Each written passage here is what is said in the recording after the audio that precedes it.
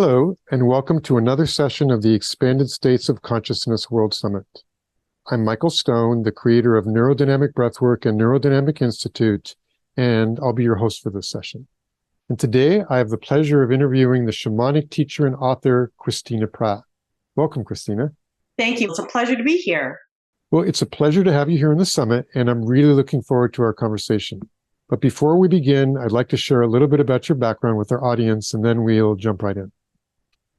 So Christina Lee Pratt is a healer, author, and teacher of exceptional clarity, humor, and practicality. Founder of Last Mass Center in Portland, Oregon, she is pioneering new shamanic healing protocols to deal with complex trauma, the healing of our ancestral lines, and cultivating regenerative community. Last Mass Center courses are online and in-person intensive retreats. And Christina is also the host of the international podcast, Why Shamanism Now?, the author of the 2-volume set encyclopedia of shamanism, and a favorite presenter at international summits. Her mission is to bring the foundational wisdom of the ancient people into our contemporary lives to heal, innovate, and become the medicine needed in our time. As diverse humans together, we can create a world in which all life flourishes, and we hold sacred the responsibility to be sustainable and just in our every action. You know, I'd love to begin as we start talking about consciousness and expanded states with some of your own early experiences. When did you have your first taste of an expanded state of consciousness, and how did it come about? And then how did that eventually lead to realizing that these experiences were sort of the basis of shamanic states of consciousness as well? So I didn't even actually know that I'd had expanded states of consciousness. Well, I kind of did, but I didn't really know what they were until I actually started researching the encyclopedia and realized, oh, wow, that was a thing. Other people have it. It has a name. People research it. Well, first off, I should actually say to sort of land me in this world is I grew up in Oregon, which at the time was very much still a temperate rainforest. So I kind of got raised by green people. You know, it was a time when children could still just sort of go out and play all day and not be necessarily supervised. There were certainly no play dates or any of the kinds of ways that children, for their own safety, are somewhat corralled these days. So it's hard to even imagine, for some people, going out and your mother saying, you know, come back when the streetlights come on. But I had that kind of childhood, and I had a lot of nature around me. And when my family vacationed, we went either to the ocean or camping in the forest. And my mom tells stories now, sometimes as an adult, that I never heard as a child. But she would say, you know, sometimes I would lose you. And I go, what do you mean by that? She said, well, you'd be out playing somewhere. I self-entertained a lot by myself, a lot as a child. And she'd say, well, you'd be out playing. And I'd look out the window and you wouldn't be there. So I'd get all worried and I'd come out of the house and I'd look for you and I'd find you back right where you were. And I think about that now, and I think, oh, you know, I was just sort of crossing over with the green people doing my whatever I was playing. And then they went, oh, crap, mom's looking for her, send her back. And it was so seamless for me. I didn't really realize this was even happening. So that's a lot of my childhood in the first place. And there's a certain sweetness to that when I think about the degree to which children their time is so relegated by different parameters these days, at least in the United States, I would say. So with that said, the first truly significant altered state that I remember, I was actually performing on stage. I was dancing to a beautiful arrangement of Bach with other dancers that I loved and had been dancing with for years. It was gorgeous choreography, which I didn't usually get to dance gorgeous choreography because I was in a small town. And, you know, so I was like, usually it was pretty much not very good. This was amazing choreography. Everything about it was inspired. The lights, the music, the people in the audience. It was just this incredible, ecstatic moment. Everything changed. And 32 counts later, so a time passed because I was in a different place in the music and a different place on the stage. I came back into consciousness of the stage. And in that time, I had been in the oneness. And yet I had still done the correct choreography and ended up in the same place and hadn't kicked anyone on stage. So that was really strange. Like that was a moment when, okay, I went somewhere and I came back. My body still did what it was supposed to do. Thank you, training. And, and then I was in this aftermath of real ecstasy after that, just really high. The next, changing my costumes, doing the next thing. It's an amazing night. I tried to begin to talk about that with my mother, who usually was pretty, human potential movement kind of, no, there, like no frame of reference, anyone in my life. I realized very quickly to not share that with anyone. Now, I had a similar experience like this much later around my shamanic initiation. But that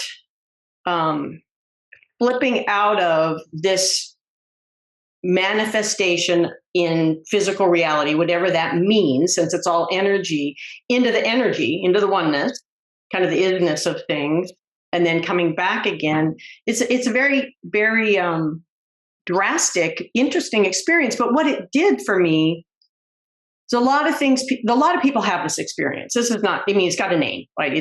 It's researched, but what's happening for us today, I think, is we don't know what to do with it. Like for me, it just reinforced the reality and that this is an illusion, and yet it is an important illusion. And so for me, it started the question of why. Why am I here? Which brings me as a human into the questions that should be being answered by our cosmology and our elders. But I'm, born in contemporary United States, land, stolen land, Judeo-Christian belief system. I was raised Unitarian. There's no cosmology here. I had a lot of healthy community experiences, but there's basically no healthy community here. It's a very dysfunctional system for this. So you have this experience that puts you into the kinds of questions an ensouled person would be asking. Why am I here? What does this mean? What is my purpose? How did we get here? What does all this mean? And mostly people get no answer, get what I got, which was, okay, people are going to think you're crazy if you talk about this, so don't, right? But you need to, right? So where that gets me when it gets later on in my life into shamanism is finally I started finding a way of engaging with spirit that would start to answer the incredible backlog of questions I had, because that experience happened to me when I was a teenager. So I had a decade or more of questions that no one could answer. And so, I don't know, that's how it connected for me, is all of this curiosity about what was really going on here. And I was a science student in college. So I tried to have science answer all those questions. And surprisingly, it answers a lot of them in a good way, and basically reproves the fact that all this other shamanic stuff is actually going on and it matters. You pointed out a few things in that answer that I think are really important. You mentioned that we don't have elders and that we don't really have any kind of functioning cosmology that supports us in contextualizing expanded state of consciousness experiences. And for you, shamanism has helped come in and help you with some of these things. How do we get past this point where so many of us in this culture are having these expanded state experiences like the one that you pointed out, but have no way to contextualize and integrate it? We can't get there with the thinking mind, which is the only tool we tend to have at our disposal. So what is it that shamanic practice and shamanic views can really help with as far as integrating some of these expanded state experiences that our culture doesn't really make room for? Sure. Well, the first thing that I think is important about it is that it offers us practice. Like you said, what does shamanic practice offers us? It offers us practice. And so in other words, random altered states that we're not really control of moving in and out of, because that was a spontaneous altered state that I experienced, right? But too much random altered states you're moving in and out of without context and without any volition on your part leads to a serious break from reality that leaves you not really very functional in your life, not able to do what you've come here to do, and often creating a kind of chaos that is not really helpful chaos for others around you. That can get diagnosed many things in the medical system here in the United States. But the important thing is random altered states in which you have no volition and no understanding of what's going on, isn't a healthy situation. It is not desirable, right? What we want is that ability to discern about ourselves in particular altered states or alternate states. And so we have a lot of yoga practices, meditation and yoga practices that also bring us into certain altered states. And they're beautiful practices, and often the state is the purpose of it. But with shamanic altered states, they're just a slice in the pie of all the altered states that humans can get themselves into. And yes, they're ecstatic altered states fundamentally, but they're also purposeful. This is my little shamanic wedge of the altered state pie. But that's the thing that people don't understand, I think, or appropriately appreciate, is how functional and practical and need-based that those practices are. So consequently, this curiosity of a human today who has questions and they want answers that they can then act on and see if that worked, realize, no, it didn't work. I didn't interpret that well. Let me go back and ask again. So that practice allows you to have teachers, like to really get schooled if you're willing to do that. And very few people are, right? Because it's hard and it's not profitable. But if you're really curious and you want answers to those questions, especially if you're having those extreme states, and you want answers, it's really valuable tool to move into these shamanic altered states, because it's all about how do I cultivate myself in such a way that I can better and better engage with spirit, which means I'm better at crafting the question. So for me to craft a good question, I actually have to have some sense of what reality actually is. Because if I misjudge reality, then my question is not going to be based in reality. And I'm still going to get an answer that will answer my question. But my helping spirit doesn't come in and go, Trixie, you don't have a grip on reality. They're going to answer my question. And that's what people don't understand about working with spirit, is you're going to get your question answered. So how good is your question? So that's number one. Number two is, how good are you at interpreting your symbolic language? People suck at interpreting their symbolic language. Right? Everyone thinks they are getting absolute truths and they should just take it as it's given. No one is getting absolute truths, right? And this is the thing to really understand about altered states, is you're this filter of this. You're only getting back, what you can ask about. And there's always a bigger truth. Like, you're just a human. I'm just a human. There's always a bigger, better, fuller, more complex truth to receive.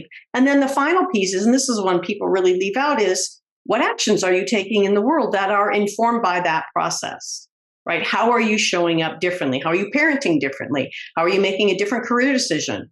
Because now that you understand XYZ, you're not willing to continue to contribute that in the world through the work that you're doing. You're going to lawyer differently, or I don't know.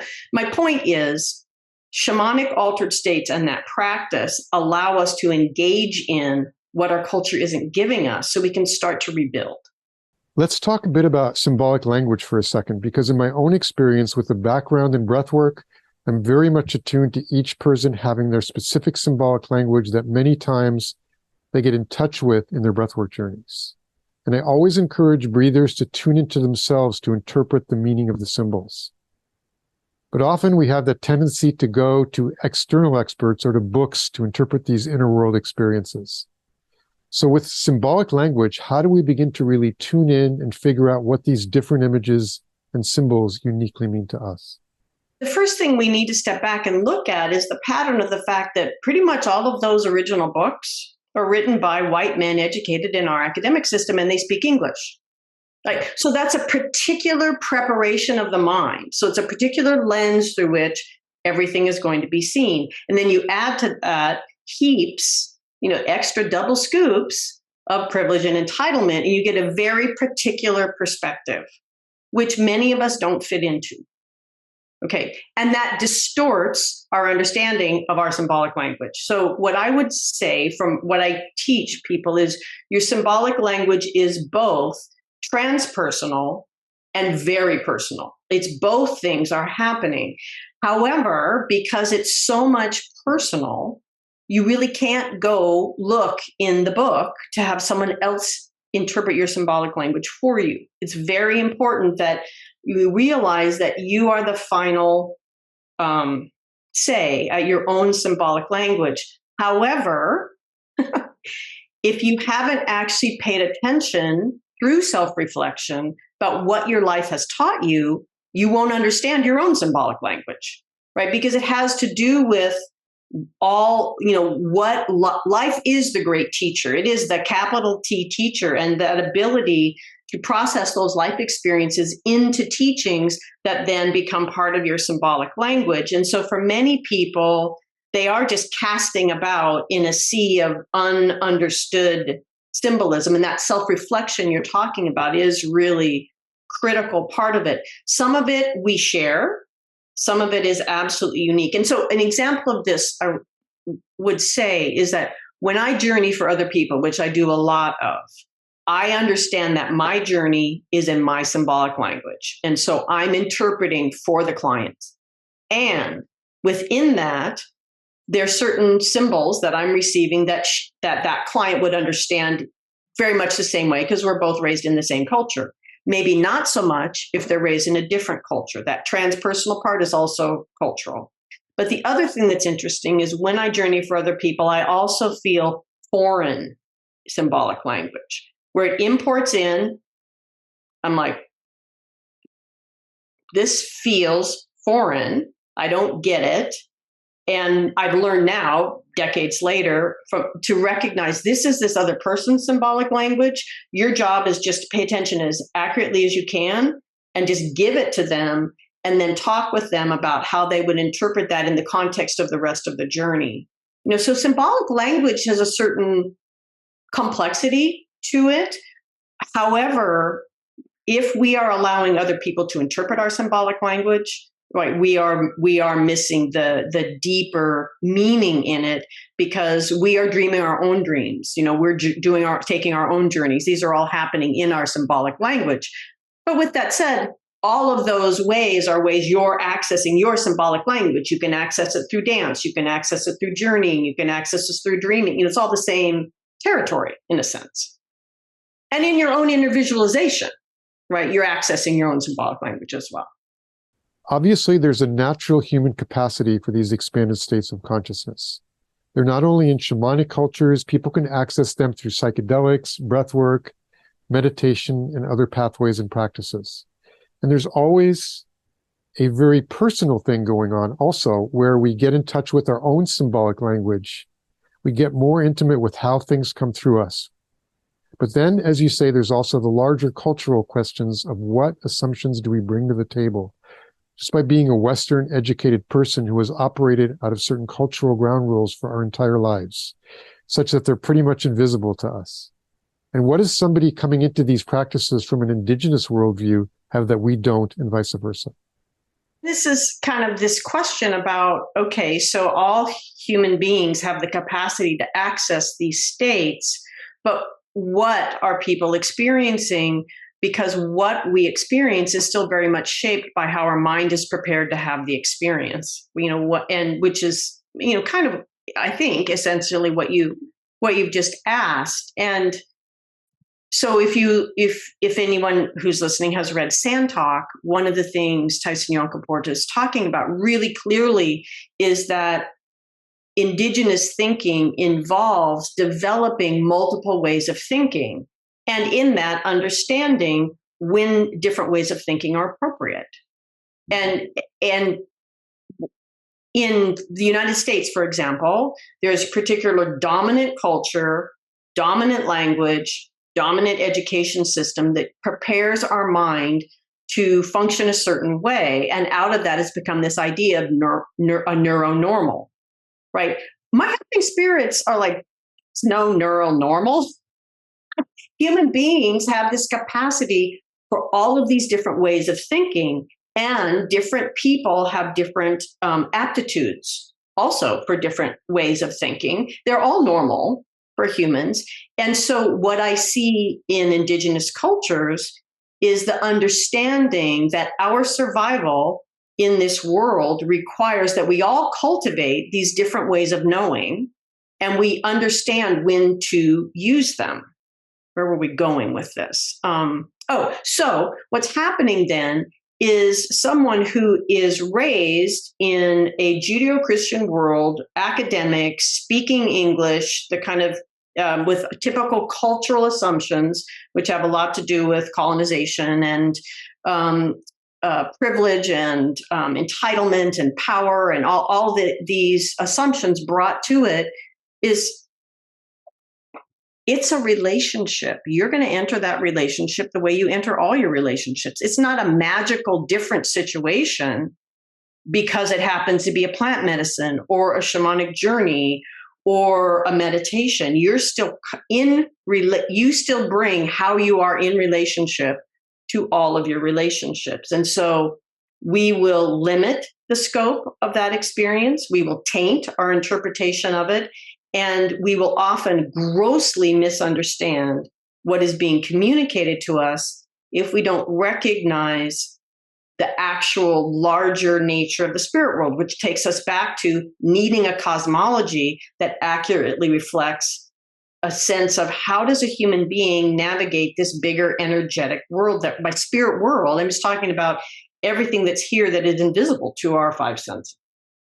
And all of the life force and all of the all that exists in that, which also now in our time, there are a lot of energies that exist in that world that are human creation and frankly, human junk, human garbage, things we're not taking responsibility for. So those things begin to impact people in their altered states as well. And so if we're not going into it with a full understanding of this cosmology, what we can encounter, how we encounter it. No, you're not initiated at a level to actually encounter that and interpret it correctly. There's a lot of, sort of Christ complex. I'm going to be the savior, that comes from people's journeys. There's so much bias that we bring, and it definitely shapes how we understand the experience we're having. And our understanding of what it means to us. Let me ask you a follow-up, because I think that especially when we're first drawn to a practice, whether it's shamanic practice or meditation or whatever, often it's for personal healing. And then, though, for many, as they go deeper into the practice, it becomes more of a question of what am I here for? Who am I here to serve?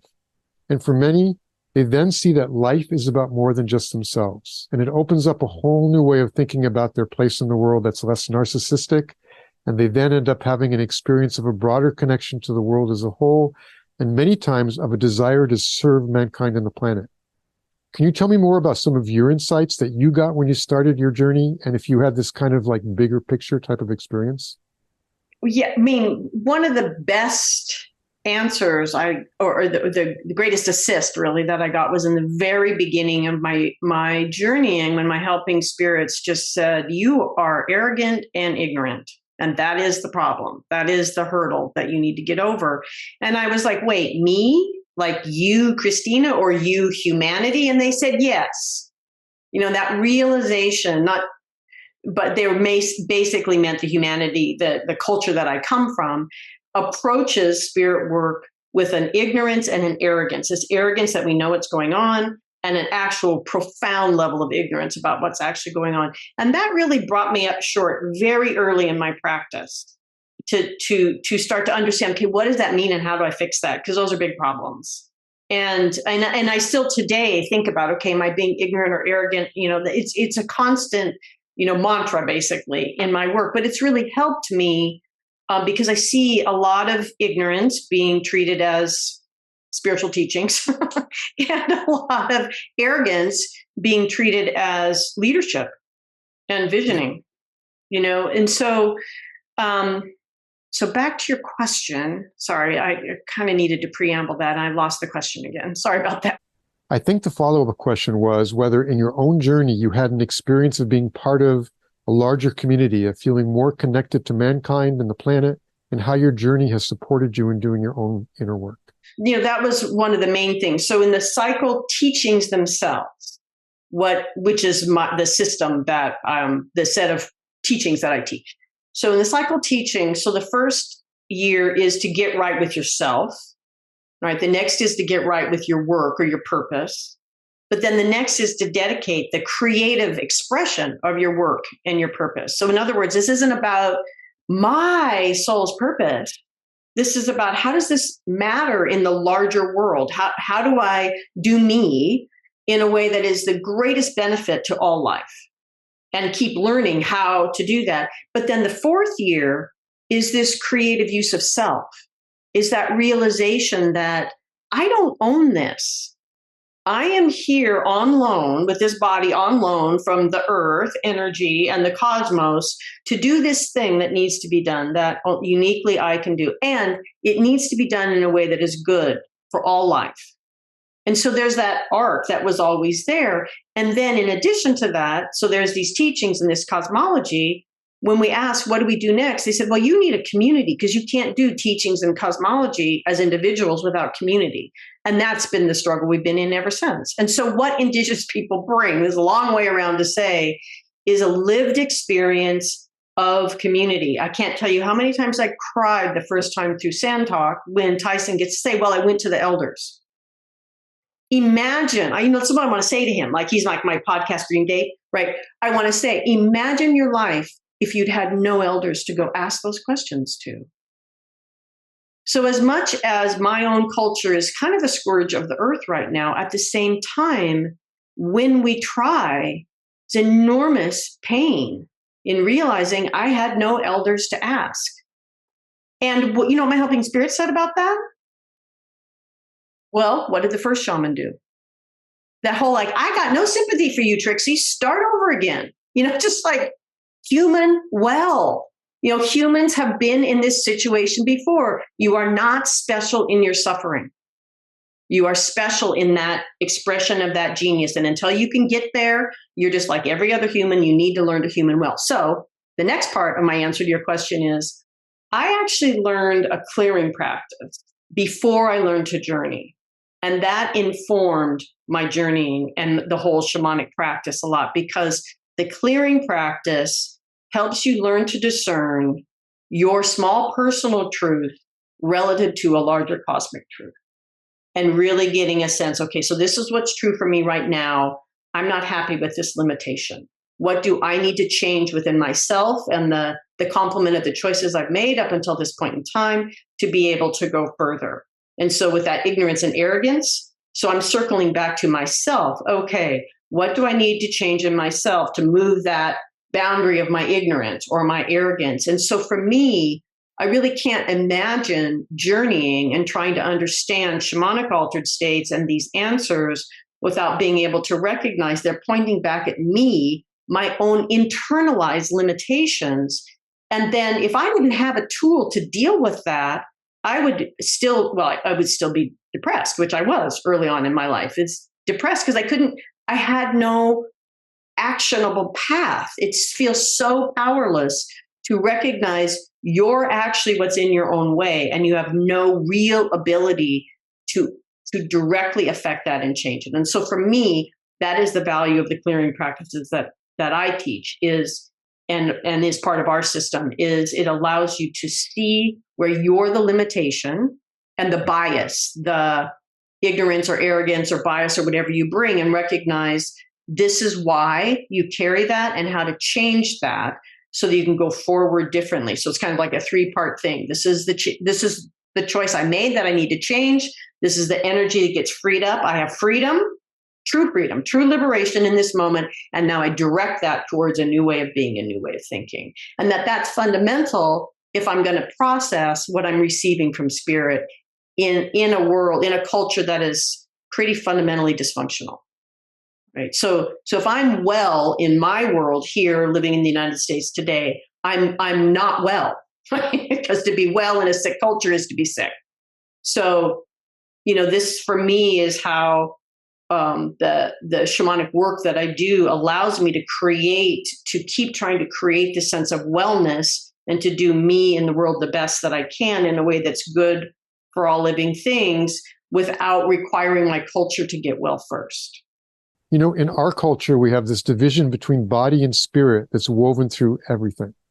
And also this kind of transcendental impulse, like this isn't the place to be. We want to be in a different state of consciousness where we're free and we're expanded.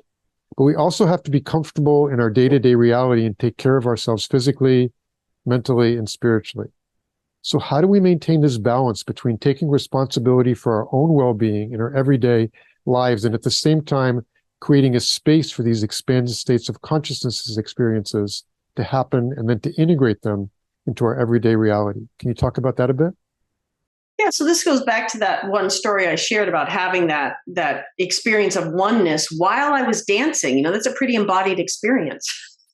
I'm actually in this thing, still doing this physical thing, having this ecstatic moment and suddenly I'm in this oneness. Now, what I did with that is I started using that to say, okay, so why am I here? Like, what am I and why am I here? And I had a teacher who came in and said, by the way, you're here for the development of your soul. And I went, wait, what? Nobody taught me that. And so then I needed to decide, okay, I'm either here for the development of my soul or I'm here for what my culture has taught me I'm here for. And I need to decide because these are divergent paths. And so anyway, that's a whole nother story, but I tested that hypothesis. Am I here for the development of my soul? And found, I gave it a year and a day, committed to it, acted as if it was true, totally changed my life. And that's pre-shamanism, right? That's just trying to get aligned with what am I and why am I here? If we had a healthy culture and elders and a cosmology, those questions could get answered when we're having them, which would be much earlier. And so this is part of the struggle of us as contemporary people.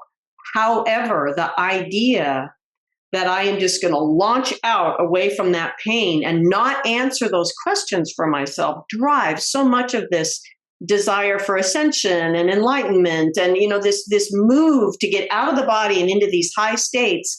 I was in my body. I experienced oneness. One of the highest states that we can experience is the one with all things. It's the divine, it's God, right? What I see people doing is chasing that experience. They trash their whole life, their relation, trying to get back there instead of realizing we don't live there. That's where we are when we're not here.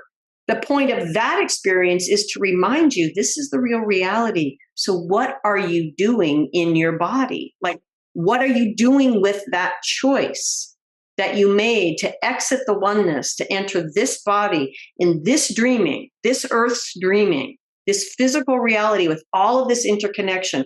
That's the question. Yeah. It isn't to leave that. It's to keep answering that question more and more fully. This is what I feel shamanic cultures totally got. And this is what really irritates me about contemporary culture right now, is this idea that it wasn't an idea anybody had until some influencer right now has it. It's so irritating because in my research about shamanic culture, it was really clear. They got it, right? And then we came in and colonized. Did people convert because they saw the light? No, they converted with a gun to their head. People, can we get a grip on history? Anyway, off that soapbox. Back to your question.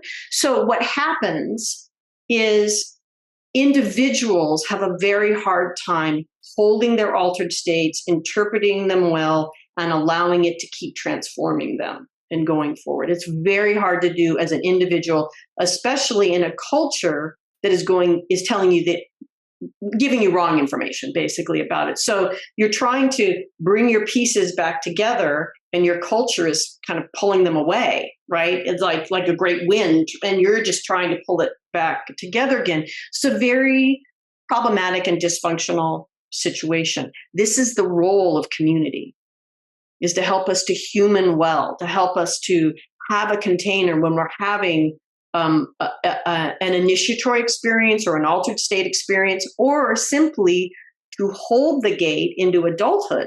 That would change So much of the mental illness we have to deal with right now is holding that gate into adulthood. Okay, so we don't have any of that. So consequently, back to your question. So we have to take individual responsibility for our own clearing, for our own practices to begin to work with the invisible world. So, and I'm gesturing this way because out that window are my elemental shrines in my backyard. Over here are other helping spirits that I work with and the shrines that I work with there as a way to keep a reminder that they're here and to develop that relationship and to listen and to learn from them. In so many of the classes, I do, people go, I don't want to attend a shrine. I don't want to do that.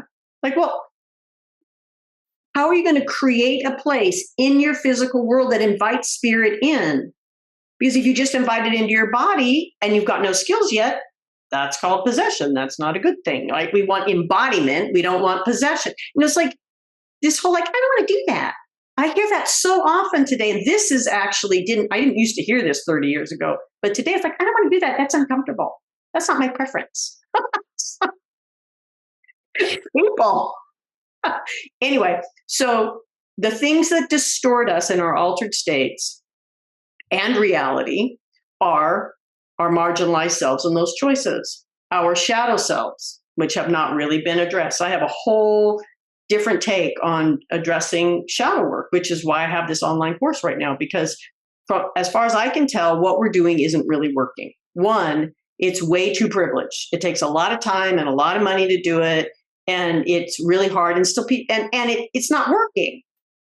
Like, we're still living in this incredible expression of people and their unresolved shadow. So could we just look at it differently, and try? Anyway, shadow. But the other thing is we have a lot of unrecognized trauma. So in other words, now because we're calling it PTSD, we can make this real. Shamans have been doing soul retrieval work for forever. For the forever of humanity. And what? Now, because we're going to actually name it PTSD, it's real. It's been real. This is what people do. So what that indigenous perspective brings is another way of looking about our health, our well-being, our wellness, and what does it mean to tend a human being well? And since your culture isn't giving you this information, it's doubly our individual responsibility to learn the skills to do that. And then what happens naturally is creating community to hold it for individuals, because it's too much to hold by yourself. And kids are doing it anyway, raves and these different things, or with the festival, the Burning Man, just trying this. We're so starving and thirsty for the sacred in our lives, and we keep recreating it, but without elders, without any guidance, and so it keeps going off sideways. And so we need to just stop. Look at what we're doing. This is an experiment. Learn from it. Let's all take the next step, right? Because climate crisis, it's real. In doing my shamanic life this way and doing it shamanically, I have done the impossible many times, and I'm not special. But because of this, being willing to work with spirit and understand I'm connected to these things, we've done really impossible things. What we face as humanity on this planet right now is impossible at this point. The only way we're going to do this is if we can start to work together and with spirit and with the earth herself and that dreaming. I know for many people that sounds absolutely crazy. Right? For me, it's really logical. It's the only practical path forward. And it's a real one if we could get there in our brains. And this is kind of my frustration that we still have that question that you asked, is that we are so limited. And what I see in shamanic culture after shamanic culture is that the mind is one way of understanding. It is 25% of any human being. I have an emotional wisdom body, I have a physical wisdom body, and I have a spiritual wisdom body. They're each 25% of this. And if I don't know their languages, and they are all different, the mind is the only language people understand these days. And their body, their heart, their spirit, each has its own language. We should be educating our children to all the languages, because the kids all speak them. Right? And then they get told to stop talking those other three languages and just work on your mind. And then we're crippled as adults. because we're trying to do 100% of what is asked of us in our life with 25% of our capacity. It doesn't work. So this is what I see in indigenous wisdom and in shamanic cultures. Not that it always works to just import them, which would be appropriation and not a good thing because it's theft, but that willingness to say, okay, they had a first human that started doing it.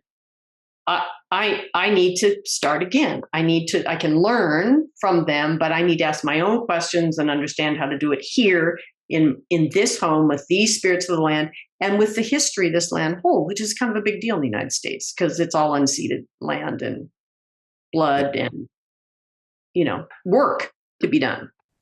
That was fascinating. So for somebody here in the contemporary West, whether they're in a shamanic practice right now or have done some other spiritual practice, how can they begin to cultivate right relationship with spirit and with expanded states of consciousness? Part of the problem in how journeying and shamanism is brought into the Western world is this idea that your helping spirits are just there and you can just go, they'll show up and you can ask them for whatever you want. And that's all that has to happen. Just learn this technique and, right? That's pretty entitled. It's really privileged to act that way, as if anything in a system where everything is connected is free. And so that's really the energy that I see going on in that quality of relationship, which is that I, the human being, are privileged and entitled to anything I want, however I want it, whenever I want it. Yes, I think many people would say, those are my helping spirits. My helping spirits, right? And what people don't understand is often there are many things coming into that, in that dynamic of relationship, trying to teach them that isn't actually true. But that's another way that people go to the books, they interpret from the books, they don't recognize that they're misinterpreting the whole experience in that sense. So what I encourage people to, back to your question of, how do people come into right relationship with spirit? I think the important thing is, of course, if we're talking about shamanism, we're already talking about animism. We haven't really brought that up yet. And so you're already, like I said, I got raised by the green people.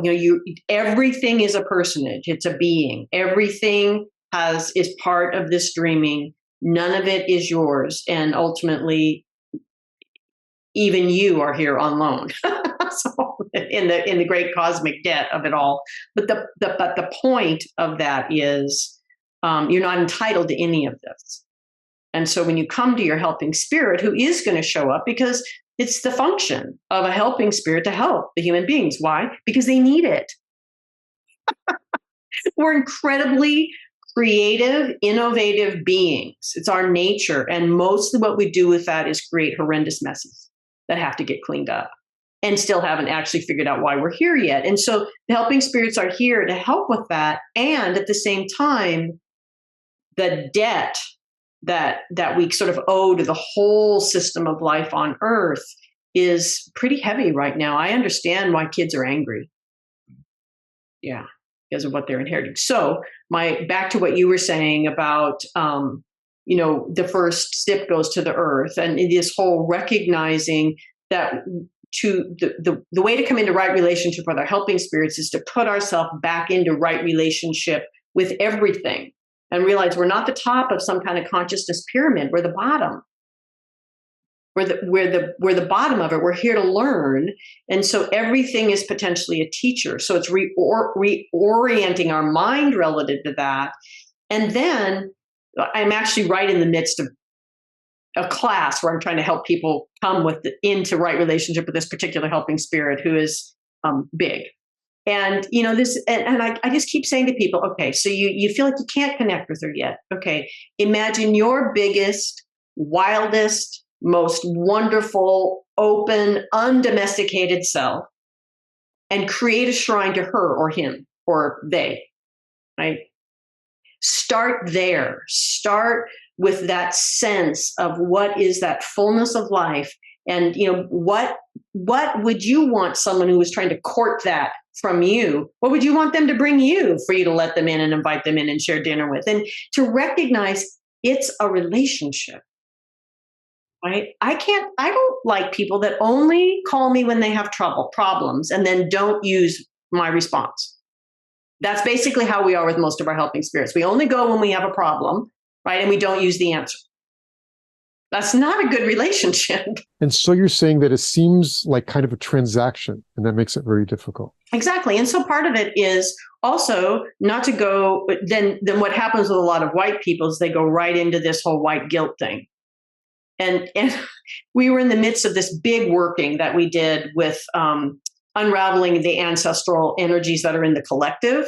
Big process. We've been at it for months, multiple people all working together with the same skill set. It's really amazing. Whole nother topic. But this one woman felt so horrible as she was working with the spirits of the land where she is in Pennsylvania, just about what had been done, and this poor spirit of the land, and trying to help that the unraveling of that problem. And she went into this white guilt, and the spirit itself was just like, really? You are not helping any of us in that hole you just went into. Would you get back on your feet and get to work? This sense of getting us to be in our function, getting us to do our part. And there is an understanding in indigenous cultures. They don't go to that place that environmentalists can do, which is like, we're just a virus, humanity should be wiped off the earth. That's a certain attitude in environmentalism. But the indigenous perspective, not that I as a white woman can speak for it, but in my reading, what I have seen is that the indigenous perspective is that we're here for a reason. Not just our personal reason, but that we're here. I think of it, we're here because we have thumbs. We can help the tree do that, and we can help the dolphin do this because we've got thumbs. Like we can help make things happen. That's a really superficial version of it. But the point is, we're here for a reason, and we need to be back in that reason. And our right relationship with everything comes out of settling back in to the environment that we're in and recognizing, how am I part of this? And how do I create the healthiest boundaried, healthy boundaried relationship that I can with everything around me, and let more and more and more of it come through as a person or a being, and be in relationship to it, in good relationship to it, and find ways to manage that in my daily life. Because the first thing people do is go, I can't manage all those relationships. And I said, right. Okay, that's the point. This is where we got practices. This is why we have a shrine, or this is why we have these ways of responding to multiple energies, because it is overwhelming when we actually start to realize everything that's happening so that you can have a good day. and what does it really take to be aware of that and grateful for it and contributing to that larger system? And that place, getting to a place where it's just natural, like you were saying, it's just normal to do this. We don't think about it. We don't think, oh, I have to do this and I have to do that. But it's natural for me to say, thank you for this bounty, thank you for this message, that gesture of gratitude becomes natural. Then we're starting to come into that right relationship. But we don't treat each other that way, and we don't treat ourselves that way. So it begins, it does begin there, but there's a tendency for people to eddy out into that. I can't do anything until I love myself. I can't do anything until I'm healed. And that is an enormous luxury of privilege and entitlement, to just say, no, I'm going to check out until I'm done my work.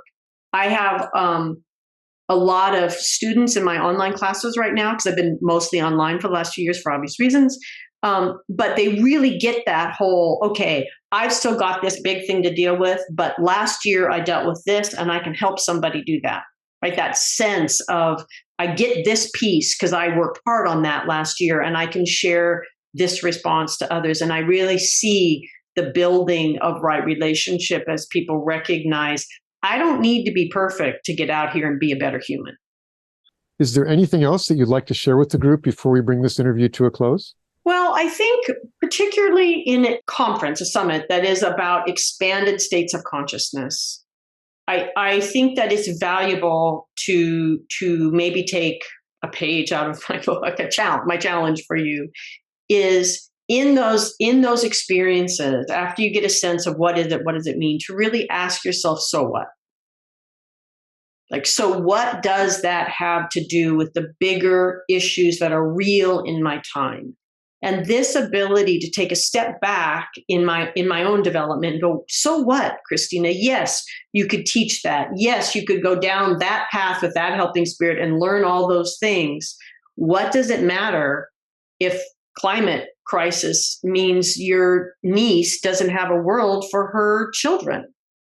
And that recognition that there is a so what to all of this. This work, the work of expanding consciousness is really cool, and it's really seductive because it's amazing. It's unbelievably wonderful. And we're not meant to be pursuing it. We're meant to be experiencing it and bringing it into our life and let us inform how we live our life and what we do with our life. So I encourage everyone to have their little mantra in their little card in their pocket. Okay, yes, big adventure, big this, and so what? What does this mean in terms of how I present as a human being in the world and how I engage with the life force in all other things? How can this contribute to that greater whole right now? Right? And that, because that's the thing people forget, is the world as it is right now is your clay. That is the medium you have to make your choices in. You don't want them distorted by the past. You don't want them attached to the future. Your choices are right here, right now, and this is what it is. And so the so what question is, okay, I just had this big experience. So what? What does it inform right now? And how can I do that in a better way for all living things? Yeah. Well, Christina, thank you so much for joining us today. And for people who want to learn more about the work that you're doing and your teaching schedule, where can they go? How can they find out more about you? It's really been wonderful to rant here with you today, ramble around in all of this big consciousness. My website is lastmaskcenter.org, and all of the classes are there. And we have a whole year-round online course curriculum. And this is 2023. We are just getting our in-person retreats back happening again after several years away. And that's also there. Links to that information also there at lastmaskcenter.org. And then, of course, the archives of the podcasts are at whyshamanismnow.com. And again, Christina, thank you so much for this. I really enjoyed this conversation.